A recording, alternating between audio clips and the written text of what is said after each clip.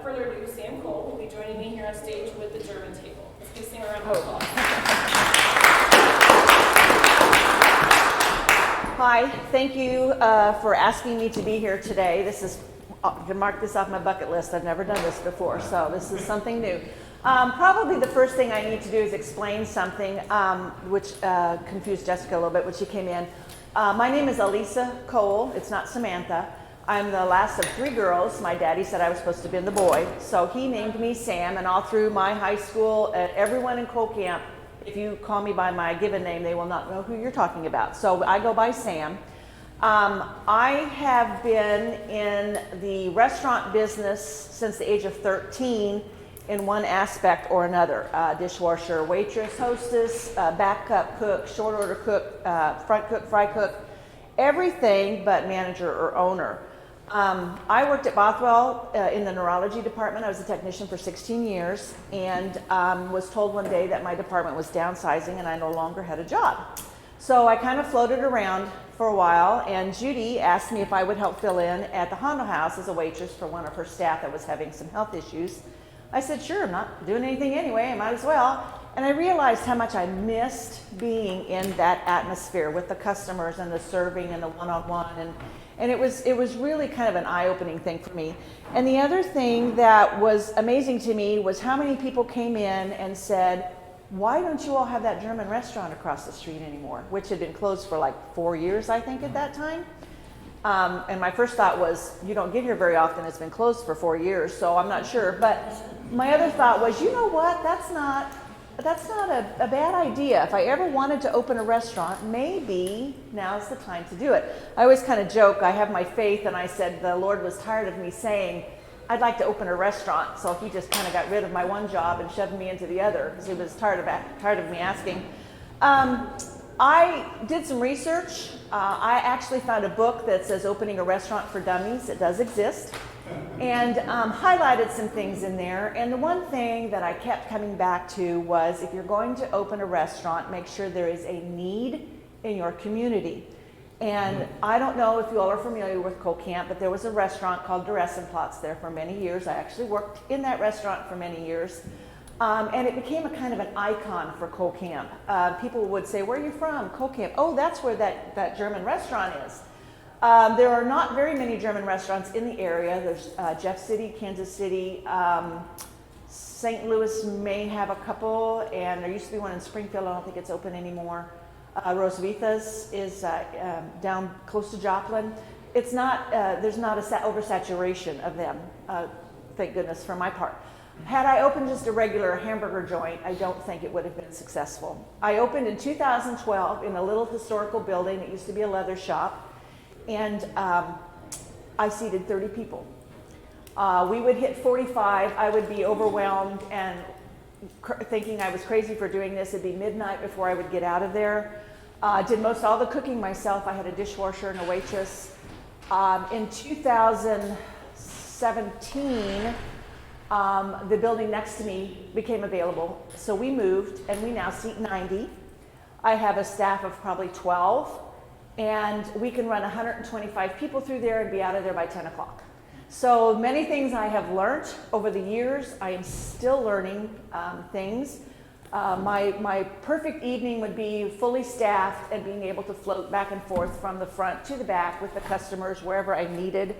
Sometimes I'm locked in the kitchen, and sometimes I'm locked up in front where I can't help in the kitchen. So now that I feel very comfortable with my staff, and I think I'm getting everybody where they need to be, so it's becoming a lot less stressful, and I can breathe and I can enjoy my job, because there are some days you don't enjoy it, honestly, and you still wonder why you got into this business. But overall, I love meeting the people. We have regulars that come in now. I've made new friends, and surprisingly enough, some of my old friends from school I see more now that I opened the restaurant than I did even, when I worked up at Bothwell. So it has its advantages, it has its disadvantages, but overall I'm very blessed for the business that I have. I also spend my time, the Sweets Antiques next to us, I co-own with my sister. I'm also involved in the chamber, my church, my grandchildren, so my time is very well utilized. But still, with my staff, I can do that now. I have a good staff that I can take the time to spend with my grandchildren, and I know things are taken care of during the day while I'm doing other things. So that's kind of it in a nutshell. It's not too much. You know, I still am humbled. I'm still amazed that I am where I am. I just, every day I am blessed, and I just can't really, I don't know if Judy's at this point, but just thinking, standing there looking, is this really mine? Did I really do this? This is, wow, crazy. But that's where I'm at. So if anyone has any questions. Well, how did you survive the 4K shutdown? How was it? Say it again. You know, what's the difference? You know, you weren't the only restaurant down there. 4K was down the street. What happened to them?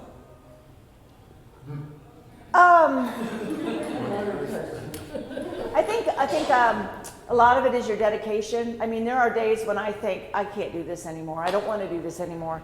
And I think in that, I can't speak for 4K. I mean, it was a very, very good business. They were busy.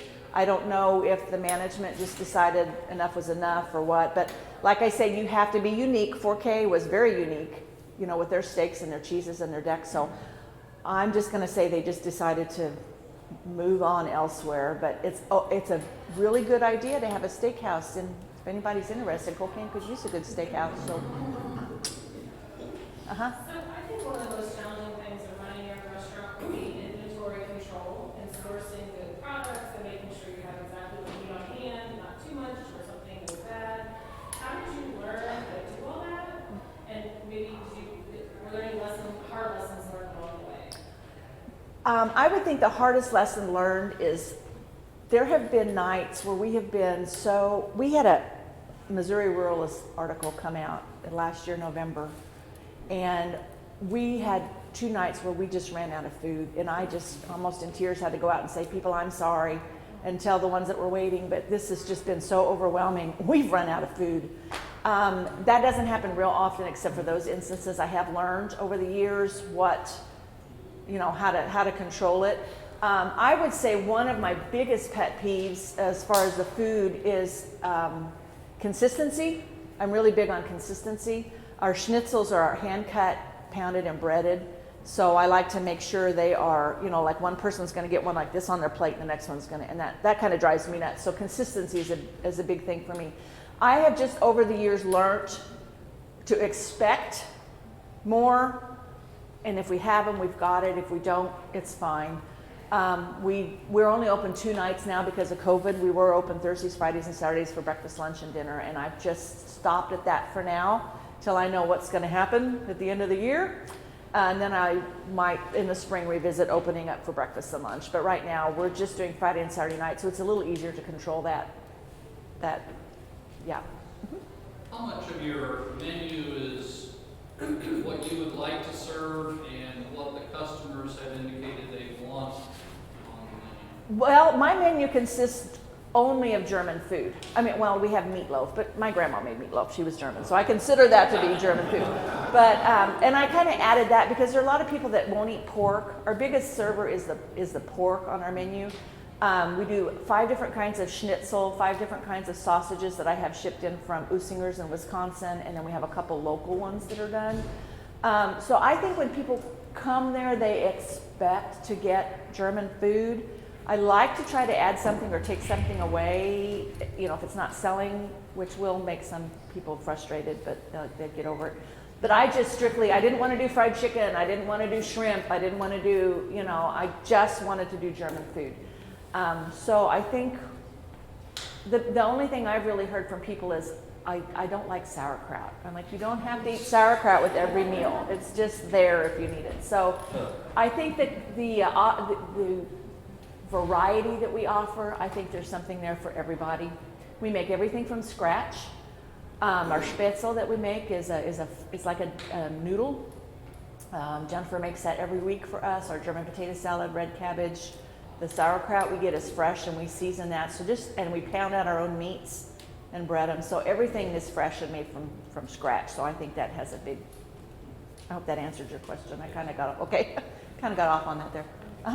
So you said that you have 12 employees and you feel like you're everybody's up to par and you Uh-huh. can kind of breathe, how long did it take, you know, when did you get to where you were to that point? Well, I was to that point, I felt last fall. And then we started doing, you know, we were doing the lunch and the breakfast. So then I had a staff brunch, lunch and breakfast and lunch. So that was a whole new training and a whole new thing. And then of course we shut down for COVID. I have 2 of my employees that have been with me since I opened in the other restaurant. And then the other ones that I have most of the girls are all local or within surrounding towns. But it takes a while, and we have a very good family atmosphere there. So when people start working there, I think they enjoy it enough to where they are comfortable and they want to stay. So I really haven't, with the exception of kids going to college, I really haven't lost employees, and most of them can transfer to front or back. I kind of cross-train them, so wherever I need them, I can put them and they're comfortable. So that helps a lot too, that people don't start trained on one thing. So it takes a while, and then when you lose one person, you've got to, you know, figure that out. But How do you promote if you are looking to hire? well, since I haven't hired a lot, because I just about pulled my microphone off, the only times that I have advertised, I put it out on Facebook, which isn't really, I mean, which is where I got 2 of my my best employees, but I had 3 people make appointments and never even showed up. So you never know what you're gonna get. But I've just been really lucky, been very lucky with the response that I've gotten and the people that I have gotten in. So can't complain with that area. Jessica asked about inventory. How do you learn to deal with fluctuations in meat prices and some of the other? Well, when we closed in March, when this first opened, I would say 80% of my clientele are out of town and from the city, especially traveling through to the lake. So when this started in Kansas City and they started shutting everything down, I just immediately shut down because I didn't know what was going on, so I stopped. Went through March and April. In May, I decided I was going to just start opening for to-goes, to carry out. We did that for 2 weekends, and then the pork market. You know, everybody, you couldn't find any pork anywhere. I had so many people say, well, I know Farmer Jones is selling hogs. I said, I don't need the whole hog. I just need the part that makes the schnitzel. That's all I need. So we closed again. We reopened the first part of June once everything got back in order. But I have kept my prices. I haven't changed my prices but twice since I've opened. I always think that even if something's going up, something's going down, so it's going to level out. So I try to keep it as smooth as possible. I know a lot of people think that maybe my prices are a little high, but nobody goes away hungry. We have a lot of plate on the food. I don't know if anybody's ever been in there. And it is a specialty item, and everything is made from scratch. Our highest meal is $16, and that's a meat and 2 sides. All our desserts are made from scratch. So we just basically, every week, every Friday and Saturday night, we know we need 3 containers of pork, 2 containers of chicken, 5, 6, 7 bags of spätzle. That's what our inventory. We just know we have to have that. And it comes pretty darn close for the end of the night, except those nights when we have a festival, which we plan for more on, or an article come out. That was, I wouldn't wish that on anybody. It was a blessing. It was a great advertisement, don't get me wrong, but when I feel like we are so overwhelmed like that, I'm not happy with the way the food comes out. I'm not happy with the way the customers are taken care of, because on a normal night it wouldn't happen that way. So I would just as soon, I still have people coming in and say, we saw your article in the I said, well, thank you for not coming in the first weekend. Thank you for waiting a year. I appreciate that. Because we had 210 people come through that night, and it was very stressful. So, you know, it's kind of it's a blessing and a curse all at the same time. So if you ever have a restaurant and they want to come in and do an article, be prepared the next couple weekends for an influx of customers. Is there anything else? What do you see on the horizon? What do you feel like are your best opportunities moving forward? Do you still want to grow? Do you want to scale? Right now, like I said, I just want to get through my Fridays and Saturday nights and find out what's going to happen towards the end of the year. Of course, election's coming up, so that's going to be a big variable, I really think. Winter always slows down. Fall is our best season because of the comfort food that we have, and it's just kind of a fallish kind of menu. So once we're through with winter, I would really like to, in spring, increase my hours and get back to being open more and maybe add some hours. But I tried Sunday afternoons one time. I don't like giving up my Sundays. So I offered it to my employees, if you want to open for lunch on Sunday, because everybody's trying to find a place to eat in Coal Camp on a Sunday. They didn't want to do it either. They said, nope, Sundays are our days. And I'm like, I'm fine with that. So that would be my goal then, is to get back where I was and then decide from there where I want to go. But we've backstepped now 2 steps because of the COVID. So I'd like to get back to where we were running full, my idea of full. Uh-huh. Do you do any advertising outside of the immediate area? If I have festivals or anything like that for our chamber, I'll always put in a German table, invite you to, blah, blah, blah. But I started out with a really big advertising in my budget. I budgeted for it.